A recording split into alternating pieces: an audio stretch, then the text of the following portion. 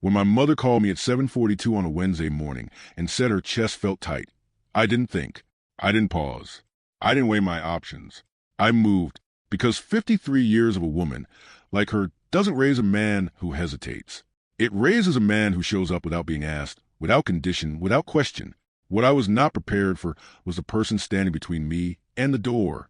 And what she said next, I will carry those 4 words with me for the rest of my life. Not because they hurt me, but because they finally woke me up. My name is Daniel Harris. I'm 53 years old. I coach youth football on Saturday mornings, and for most of my adult life, I convinced myself that keeping the peace in my marriage was the same thing as actually having peace. It took one Wednesday morning in one hospital room to show me just how wrong I'd been. My mother's name is Dorothy Harris. She is 82 years old, and she is not a complicated woman. Never has been.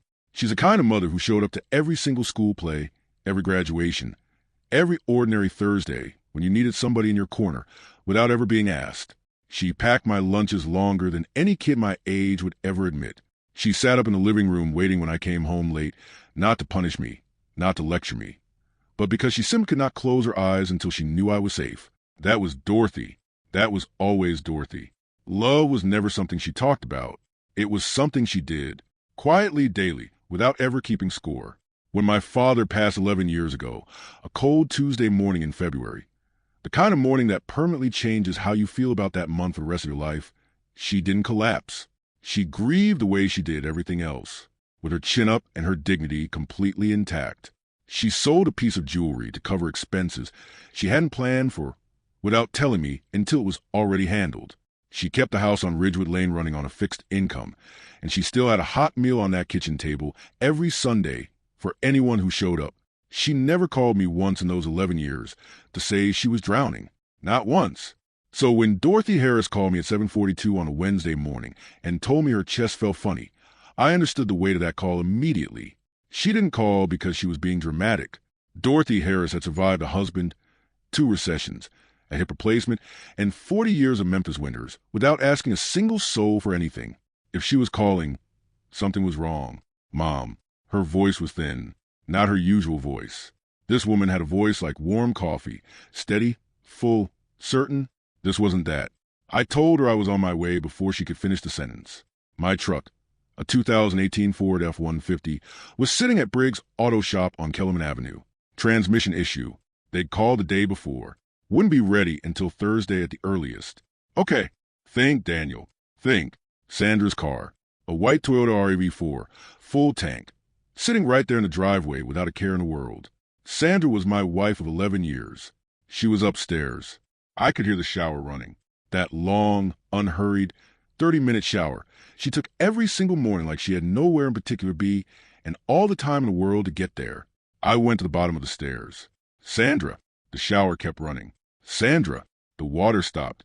A long pause. What? Not what as in concern. Not what as in is everything okay. What as in this better be worth interrupting my morning. I need to borrow your car. My mom's having chest pains. I need to get her to Mercy General. Silence. Not the kind where a person is thinking. The kind where a person has already decided and is simply choosing how to deliver it. She appeared at the top of the stairs 30 seconds later. Towel wrapped around her hair. Robe tied at the waist. Face completely unreadable. Daniel, I can't today. Sandra. She's describing pressure in her chest. Her left arm is going numb. I heard you. She leaned against the door frame and crossed her arms like she was discussing a scheduling conflict at work. Call an ambulance. She doesn't like ambulances. She had a bad experience when Dad passed. You know this. Then call someone else. She was already turning back toward the bedroom. I have a full day and dinner with the girls tonight. I'm not spending my whole day in a hospital waiting room. I went completely still. Sandra. She's your mother. Daniel. She stopped, turned halfway, looked at me with an expression I will never forget for the rest of my natural life. Not concern, not guilt, inconvenience, not mine. She paused, figured out. She walked back into the bedroom and closed the door. Not a slam, just a quiet, soft click, like she told me we were running low on dish soap. Like an 82-year-old woman's left arm going numb was a minor inconvenience that belonged on someone else's to-do list. I stood at the bottom of those stairs for exactly 3 seconds. Then I pulled out my phone. Marcus Beale lived 6 houses down, same street, Same block. Retired civil engineer. 68 years old. Drove a well-maintained older Buick LeSabre that had more miles on it than most people's careers but never missed a morning, just like its owner. He was the kind of man who still looked you in the eye when he shook your hand. He and my mother had known each other for nearly 20 years. He'd sat in the third row at my father's funeral. He answered on the first ring. "Danny, what's going on?" "Marcus, I need a favor. My mom's having chest pains. My truck's in the shop, and Sandra's car isn't available. Can you take us to Mercy General?" Not even a pause. "Give me 5 minutes. I'll be out front." That was it. No negotiating. No checking his calendar. No dinner plans to consider. 5 minutes. I'll be out front. I called Mom back immediately. "I'm on my way. Marcus is driving. You don't need to do a single thing except unlock the front door and sit down. You hear me? Wesley, I really don't want to make a fuss over nothing." "It's not nothing, Mom. Sit down. I'll be there in minutes." A small pause. A sound that was almost a laugh. "Okay, baby." Marcus pulled up in 4 minutes and 30 seconds. I counted. The drive to Mercy General on Cedarbrook Avenue took 11 minutes. Mom sat in the back seat beside me, her small hand wrapped inside both of mine, wearing her good navy coat like she dressed for an occasion, because in her mind, she kept apologizing the entire way there. "Marcus, I'm so sorry to drag you out this early." "Dorothy, I was just watching the morning news anyway." "Anything worth watching?" "Not a thing. Never is." She laughed. Actually laughed. A real one. And I looked out the window at the Memphis morning light coming up slow and gray over the rooftops, and I felt two things sitting side by side in my chest like they'd always lived there together. Deep, aching gratitude for Marcus Beale. And something else. Something cold and quiet and completely still when it came to Sandra. I didn't examine it yet. I just let it sit there and breathe. Mercy General was busy for a Wednesday. We checked in at the ER at 8:31 in the morning. A nurse named Carol, sharp eyes, steady hands. The kind of woman who had seen every version of every emergency and still treated each one like it mattered, got Mom into a room within 20 minutes. The attending physician was a compact, focused man named Dr. Victor Okafor. Calm voice. Deliberate. He didn't rush and he didn't perform. He just worked. "Mrs. Harris, the symptoms you're describing, we take those seriously at any age. At your age, we take them immediately. I want to run an EKG and check your cardiac enzyme levels before we draw any conclusions." Mom looked at me. Her eyes were asking me something she didn't want to say out loud. "Do exactly what he says." "Mom, I'm right here." She nodded slowly, then reached up and touched the side of my face with one hand. "You came," she said quietly, like she hadn't been 100% certain I would. Those two words nearly leveled me right there in that exam room. "Mom, I'll always come." She patted my cheek twice, lay back against a pillow, and closed her eyes. I sat in that waiting room for 2 hours and 53 minutes. Plastic chair, fluorescent lights humming overhead, a television mounted in the upper corner of the room, playing a morning talk show on low volume that nobody was watching. I drank 2 cups of the worst coffee I have ever tasted in my life from a machine near the stairwell and didn't register a single sip. Sandra never texted once. Not a single word. Not even a question mark. At 11:17 a.m., Dr. Okafor came through the double doors, found me in the waiting room, and sat down in the chair across from mine. His face was composed. Careful. The face of a man who delivered difficult information for a living and had learned to do it without adding to the weight of it. "Mr. Harris, your mother experienced what we call a mild cardiac event. Not a full myocardial infarction, but her heart was absolutely sending distress signals. We want to keep her overnight for observation, run additional panels, and make some adjustments to her medication protocol. But she is stable. She's resting comfortably. She also wants to know if her room has a television with more than 4 channels." I put my face in my hands and laughed. "The real kind. The kind that comes out whether you want it to or not. That's her. That's completely her. Can I see her?" 20 minutes. Let us get her settled. I sat back down, laced my fingers together, stared at the floor between my feet.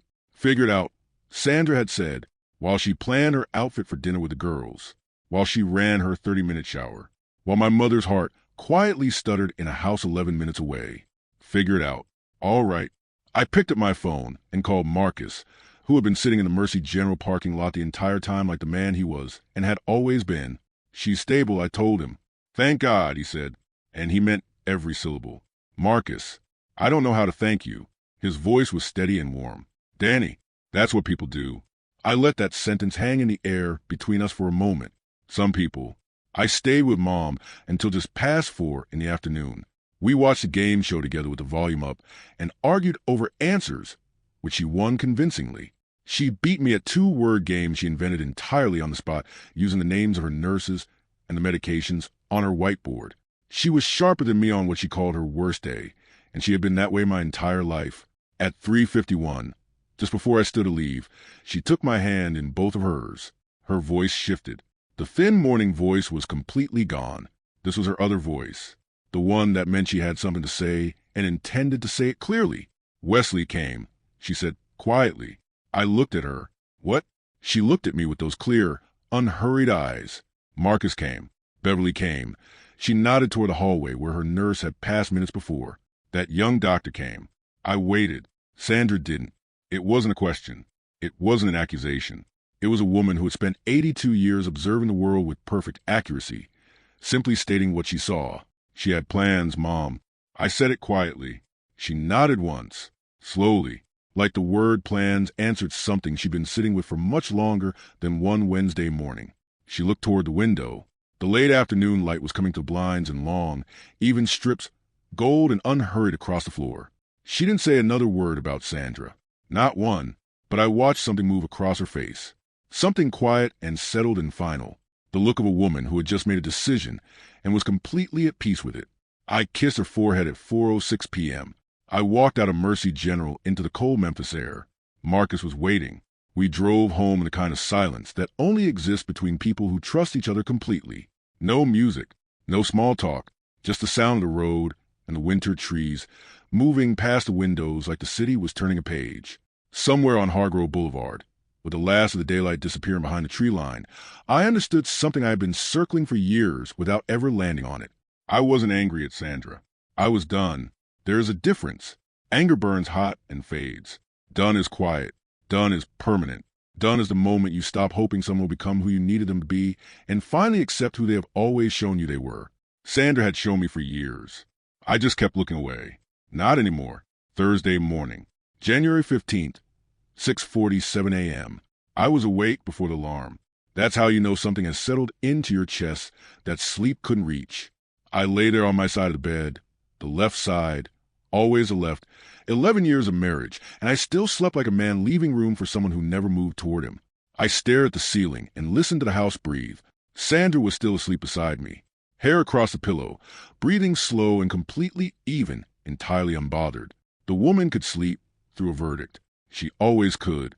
I got up quietly, went downstairs, made coffee, stood at the kitchen window and watched the morning come up gray and cold over the backyard fence while the cup warmed both my hands. No messages from Mercy General. No news was still good news. I thought about Mom, about the way she looked against that hospital pillow, small and precise in her navy coat, about the way she touched my face and said you came like she'd been holding her breath waiting to find out. 2 words. 53 years of love compressed into 2 words, and they had nearly taken me apart completely. She always came for me, every single time, without being asked, without condition, without keeping a single record of it. The very least I could do, the absolute minimum a son could offer in return, was show up when her heart was warning her. I was on my second cup when I heard Sandra on the stairs. She came into the kitchen in her robe, glanced at me, then at the coffee pot, then back at me with a particular expression she wore when she was deciding how to enter a room she already knew was complicated. She poured herself a cup and leaned against the counter. A specific silence settled between us, the kind that married people recognize immediately. The kind that is waiting for someone to say the thing that both people already know needs to be said. She said it first. How's Dorothy? Dorothy. Not your mom. Not Mom. Dorothy. The way you'd ask about a neighbor you'd met twice at a block party. Stable, I said. Mild cardiac event. They're keeping her another day for observation. She repeated the words slowly, like she was processing them from a distance. Mild cardiac event. Another silence. How was dinner? I asked. She blinked. Just once. But I caught it. It was fine, she said carefully. And then, before I could say anything else, Daniel, I want you to understand that yesterday was genuinely complicated for me. Complicated. I let the words sit there on the kitchen counter between us, like something she'd set down and I wasn't going to pick up. Your mother-in-law's heart was sending out distress signals while you were at a restaurant. But go ahead. Complicated. Sandra, I said it the exact same way my mother had said my name the afternoon before. Just a word. Just a name. Flat and final and completely done. She stopped. I'm not doing this right now, I said quietly. I'm just trying to explain my side of it. I heard your side of it yesterday, I said, at the bottom of the stairs. I stood up, rinsed my mug in the sink, set it in the rack. I heard every word. I picked up my phone, my jacket, my keys. My truck was still at Briggs, but Marcus had already offered to take me to the hospital that morning without me even having to ask. That was the difference. That was the entire difference in a single sentence. Where are you going? Sandra asked. To see my mother. I didn't look back when I walked out. Marcus was ready when I called. Didn't ask questions. Didn't offer commentary. Just said give me 10 minutes and pulled up exactly when he said he would. One hand on the wheel, an old soul station playing quiet on the radio, the kind of music that doesn't ask anything of you except to listen. There is a specific kind of friendship that operates entirely without words. Marcus and I had built that over 20 years of living on the same street, coaching the same kids, losing the same people. He knew what this morning was without me explaining a single part of it. We parked at Mercy General at 8:44 a.m. I'll be right here, he said. Marcus, you don't have to sit out here again. He looked at me over the top of his glasses. Danny, that was it. Just my name. He wasn't moving. Some people show up, and when you find them, you hold on to them with everything you have. Mom was sitting up when I walked into her room, color fully restored, thin voice completely gone, reading glasses on, a word search book open in her lap. She was wearing her own nightgown, having apparently negotiated the hospital gown situation sometime in the night and won, which surprised absolutely no one who had ever met her. She looked up the second I appeared in the doorway. 8 letters, she said immediately. Someone who abandons you when it matters most. I stood completely still in the doorway and stared at her. She held my gaze with a perfectly straight face for exactly 3 seconds. For the puzzle, Daniel. Honestly, I laughed hard enough that a nurse glanced in from a hallway. Deserter, I said, dropping into the chair beside her bed. DSCRTR. She counted the boxes, wrote it in deliberately, nodded with deep private satisfaction. You always were quick, she said. I'm your only child, and still the quickest one I've got. We sat together for a while after that, easy and quiet, the specific kind of quiet that only exists between two people who have loved each other long enough to know that silence isn't empty. It's just comfortable. She finished several more clues. I drank the hospital coffee without complaint because sitting in that hard plastic chair next to her, in that room with the morning light coming through the blinds in long, clean strips, was exactly where I was supposed to be. Then she closed the book, set it on the bedside table, folded her hands in her lap. I straightened slightly in the chair. I want called Gerald this morning, she said. Gerald Simmons, attorney at law, Shelby County, 28 years in practice. He had handled my father's estate. He had drawn up Mom's will 7 years ago in his quiet office on Madison Avenue with the tall bookshelves and the window that looked out over the courthouse. A careful man, precise, the kind of lawyer who listened twice as much as he spoke, which in my experience was a rare and underrated quality. I kept my voice level. Okay, I've been thinking since last night, she said. Mom, you don't have to do anything right now. You just had a cardiac event. You should be resting. Daniel Andrew Harris. All 3, full name. I had not heard all 3 in the same sentence since I was 19 years old and came home from a party I had no business attending. Do not finish that sentence. I closed my mouth immediately. She looked at me with those clear, steady eyes. The Memphis light was coming through the windows softly now, warmer than the day before. It made her look exactly like herself. Exactly like the woman who had packed my lunches and sat up waiting and handled every hard thing alone, so I wouldn't have to carry it. My mother, the most constant, reliable, unshakable fact of my entire life. Your father and I work for everything we have, she said quietly. Everything on Ridgewood Lane. Everything in those accounts. Every single thing we built together on purpose, with intention, because we wanted it to go somewhere that meant something. She paused. To people who showed up. I didn't say a word. Sandra has not shown up, Daniel. She picked up her word search book, not to work on it, just to hold something in her hands. Not yesterday. Not at your father's repast when I needed a hand with the food. Not when I had the knee surgery 2 years ago and needed rides to the clinic 3 times a week. Not at Thanksgiving 3 years ago when I had that chest cold and you had to leave the table to come check on me. She looked up, and not yesterday morning when my heart was warning me and she went to dinner. Every single example landed the way truth always lands when it's been sitting patient and unspoken for too long. Heavy, accurate, impossible to argue with, because she was right. She had been right for years. And I had been spending those same years making quiet excuses to myself, smoothing things over, adjusting my expectations downward like a man who had forgotten what the right number was supposed to be. Mom, I started. I am not angry, she said. And the remarkable thing, the thing that stopped me completely, was that she wasn't. Her voice was the same temperature it had been all morning, steady and warm and entirely without bitterness. I'm just accurate. That's all I've ever been.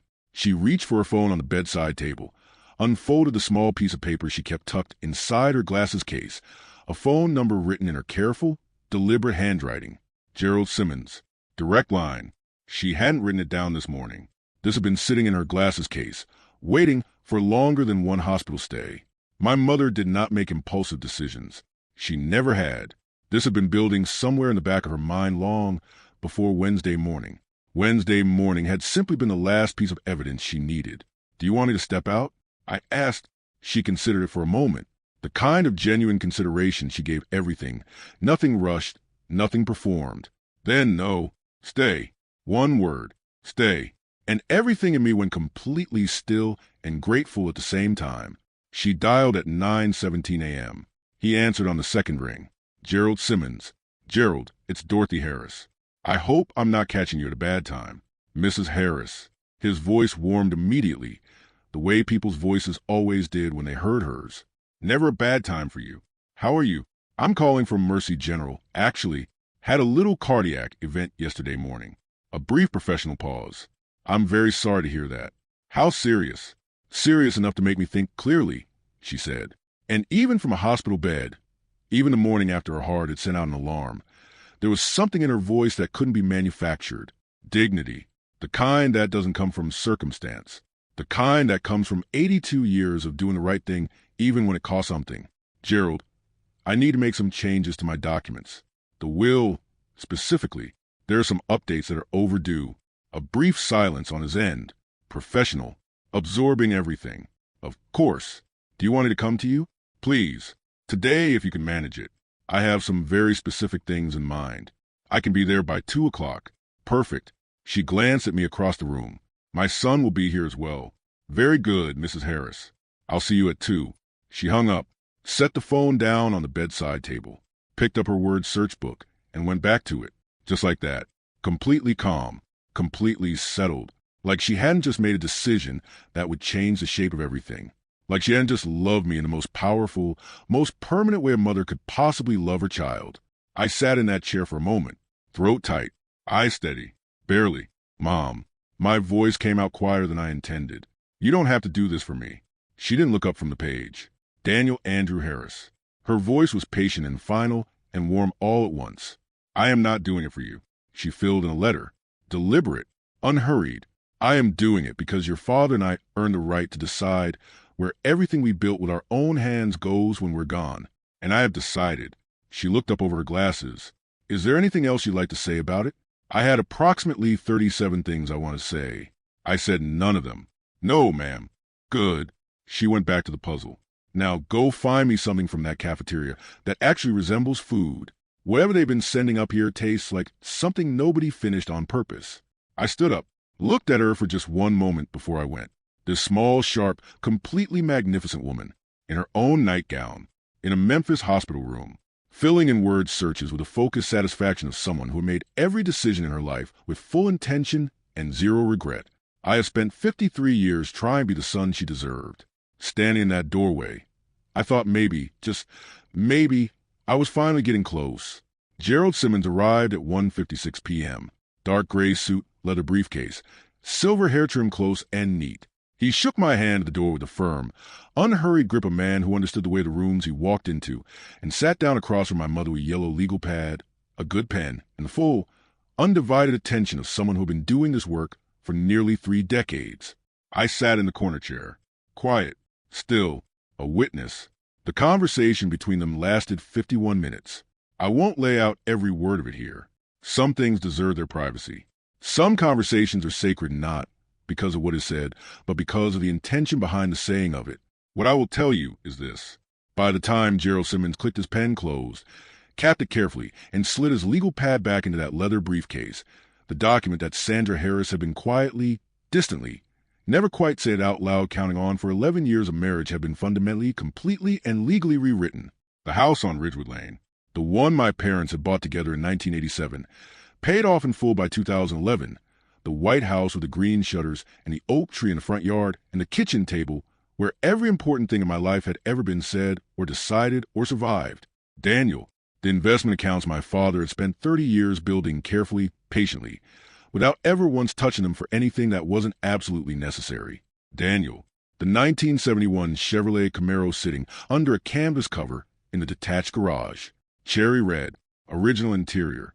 The car my father had spent 4 years restoring with his own hands on weekend mornings while I sat on an overturned bucket and handed him tools I didn't know the names of, and he taught me every single one.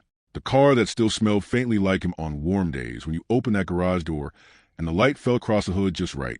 Daniel, the jewelry, the furniture, the china my mother had received as a wedding gift and never once used for anything less than a special occasion because she believed that Tuesday dinner with people you love qualified. Daniel, and $15,000 earmarked specifically for the Memphis Humane Society on Appling Road because Dorothy Harris had volunteered there every other Saturday morning for 9 years, because that was exactly the kind of woman she was, and because she intended to keep being that kind of woman right down to the very last decision she ever made. Sandra's name appeared exactly 0 times. Not my problem. Someone had said, "Turns out." She was right about that. When Gerald stood to leave, he paused at the door, looked back across the room at my mother, already back to her word search. Already completely unbothered, already entirely herself. Your mother, he said to me quietly, is one of the most clear-minded people I have worked with in 28 years of practice. And I have worked with a great many people. I looked at her too. Yeah, I said, I know. I've always known. I left Mercy General at 4:22 p.m. Marcus was in the parking lot, right where he said he'd be. Engine running, heat on, old music playing soft on the radio. He looked at me when I got in. Read my face the way only an old friend can. Not searching for information. Just checking that I was still standing upright. Everything all right? He asked. Yeah, I said quietly. Everything is exactly the way it should be. He nodded once. Put the car in drive. We pulled out onto Cedarbrook Avenue and headed home. My phone was in my jacket pocket. Silent. Sandra hadn't called once all day. She had absolutely no idea. But she would. Friday morning, January 16th. 8:09 a.m. I was at Briggs' Auto Shop on Kellerman Avenue when it started. My truck was finally ready.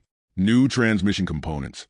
Fresh oil change that Ray Briggs threw in because our kids had gone to the same school for 6 years, and that's what people who knew each other actually did. And a new set of floor mats I hadn't asked for because Ray Briggs was that kind of man. I was standing at the counter signing the invoice when my phone buzzed in my jacket. Sandra. I looked at the screen for a moment. Then I put the phone back in my pocket. Finished signing, shook Ray's hand, and walked out into the cold Memphis morning. The air was sharp, honest, completely indifferent to everything I was carrying.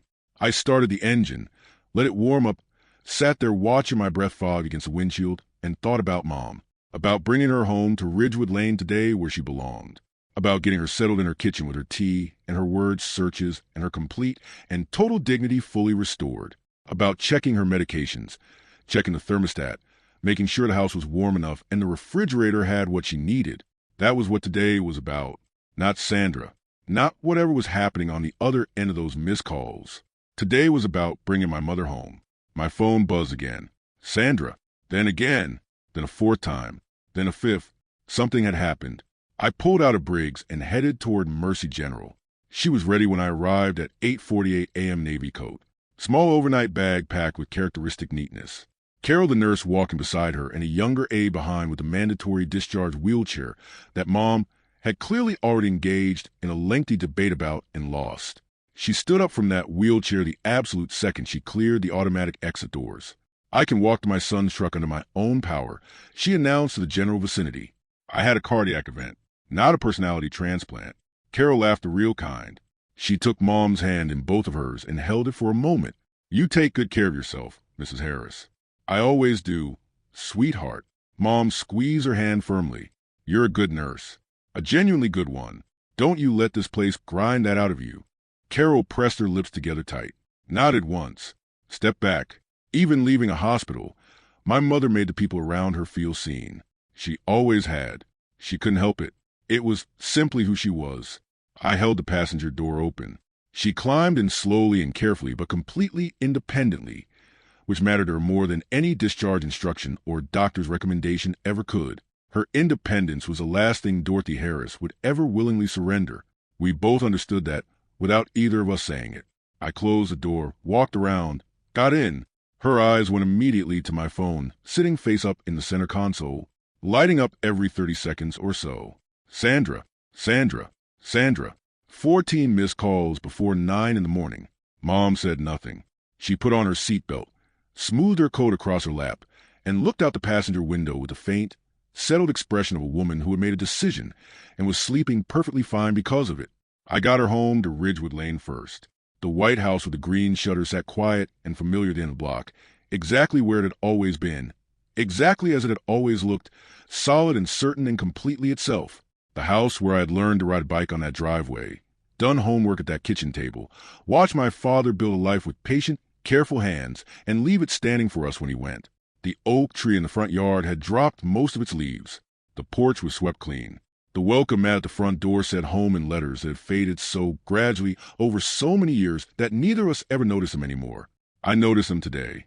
I got her inside, helped her out her coat, hung it by the door, made her tea, chamomile, bag steeped for exactly 4 minutes because she had told me once, and I had never once forgotten. Checked the thermostat, checked the refrigerator, went through the new medications from Dr. Okafor one by one, reading each label out loud slowly while she sat at the kitchen table with her hands wrapped around her mug and listened with a patient attention. She gave everything that mattered. Daniel, she said my name softly. This one's twice a day with food, I said, holding up the small orange bottle. Daniel. I looked up. Sit down, she said. I sat. She reached across the table and covered my hand with both of hers. Her hands were small and warm. The hands had packed my lunches and buttoned my coat on cold school mornings, and waved from the bleachers at every game I ever played, and held mine in the backseat of Marcus's car 2 days ago on the way to that same hospital. These hands have been showing up for me for 53 years without a single interruption. I need you to hear something, she said. I'm listening, Mom. What I did yesterday with Gerald with the will. She looked at me steadily. I did not do it to punish Sandra. There was no bitterness in her voice. No edge, just clarity delivered the way she delivered everything. Plain and warm and immovable.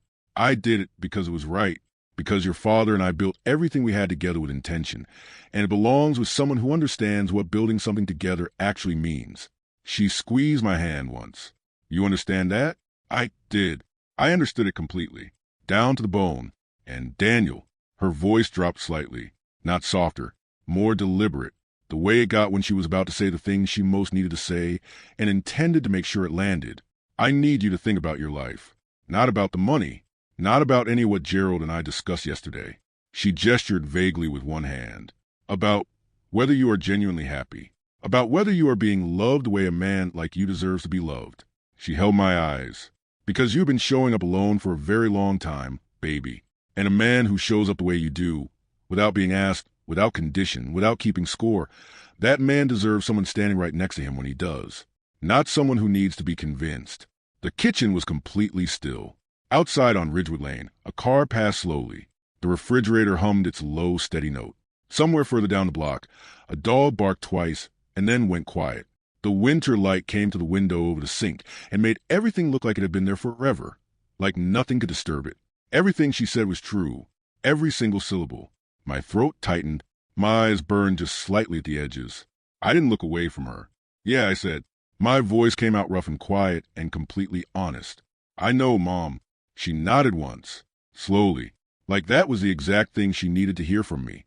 Then she patted my hand twice, the same way she had patted my cheek in that hospital room 2 days ago, and let go. Good. She picked up her tea, took a careful sip, set it back down. Now, are you going to answer that phone or not? My phone was buzzing on the table between us.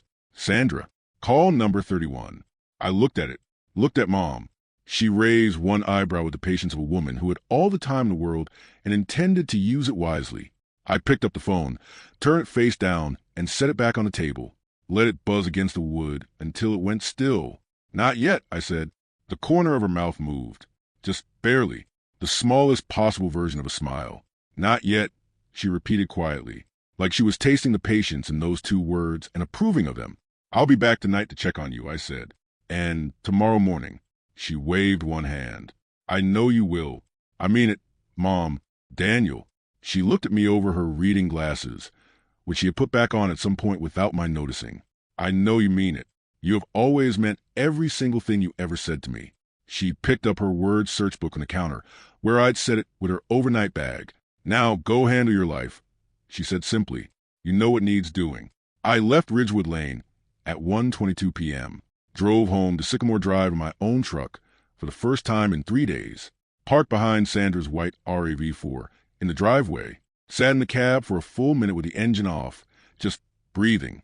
41 missed calls. I went inside. Sandra was in the living room, perched on the edge of the couch in her work clothes, both hands wrapped around her phone, spine completely rigid, eyes fixed on the front door like she had been watching it for hours, which I suspected she had. She stood up the moment I walked through. Her eyes were raw. The careful, composed expression she wore like a second skin every single day, the one I'd watch her assemble every morning for 11 years like putting on armor, had fractured. Underneath, it was something I had not seen on her face before, not in 11 years of marriage. Not once. Fear. Real fear. The kind that only arrives when consequences finally catch up to choices, and the math becomes impossible to ignore. Daniel. Her voice was uneven. I have been calling you all day. I know, I said. I set my keys on the hook by the door. The same hook they had hung on for 11 years. I thought about Wednesday morning. About Mom's thin voice on the phone. About the monitors on her chest and the 4 in her arm and Dr. Okafor's careful face telling me her body had been sending out warnings. About the plastic waiting room chair and the terrible coffee and the game show playing on mute while I sat there alone for 2 hours and 53 minutes. About Sandra's dinner. About the bread basket being passed around a restaurant table while my mother's heart stuttered quietly in the dark 11 minutes away. I let all of it sit in my chest for exactly 1 second. Then I looked at my wife. Did you know? Her voice cracked on the last word. About the will. Did you know she was going to do that? No, I said. I found out with you. She pressed her fingers briefly to her mouth, composed herself with visible effort.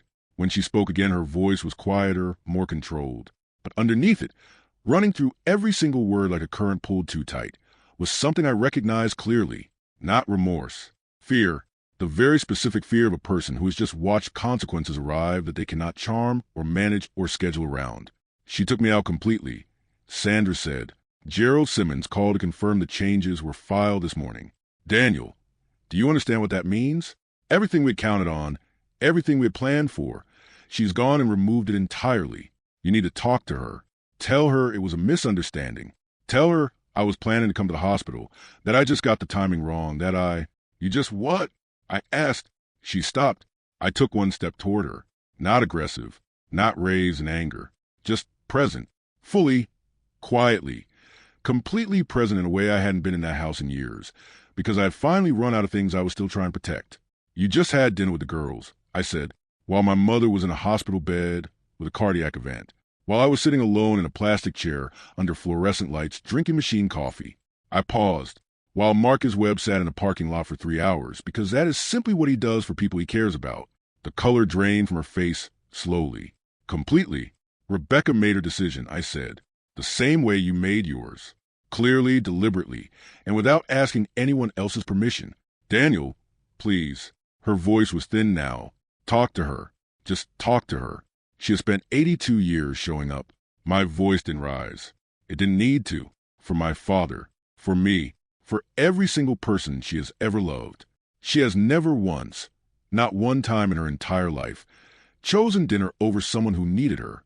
I looked at Sandra for a long, still moment. She simply stopped expecting everyone else to do the same. The living room was completely silent. Sandra looked at me, really looked at me, maybe for the first time in years. And I watched something move across her face that went deeper than fear, the specific expression of a person who has finally, fully, completely understood the size of what they lost. Not the money, not the will, not the inheritance they had never earned and never once acknowledged they were counting on. Me. She had lost me. And the man standing in front of her now, calm and clear-eyed, with his keys in his hand and his heart finally at peace, was simply not the same man who had stood at the bottom of those stairs on Wednesday morning, still hoping she would say yes. That man was gone. Her phone buzzed in her hand. She looked down at the screen, looked back up at me with something in her eyes that might have been hope. My mother's name glowing on the screen. I looked at her for exactly 1 second, and I felt it. The last remaining thread of something I had been holding quietly for 11 years, finally, gently, completely going slack. Not with anger, not with satisfaction, with something far simpler than either of those things. Release. I picked my keys up from the hook. I'm going to check on my mother, I said. I opened the front door. The Memphis air hit me, cold and clean and completely honest. Oh, I said, turning back one final time. Sandra stood in the center of the living room, phone in hand, my mother's name glowing on the screen. 41 calls worth of consequence written into every single line of her face. I looked at her for one last second and felt nothing but clarity. The pure, quiet, unshakable clarity of a man who had finally stopped lying to himself. You should probably answer that.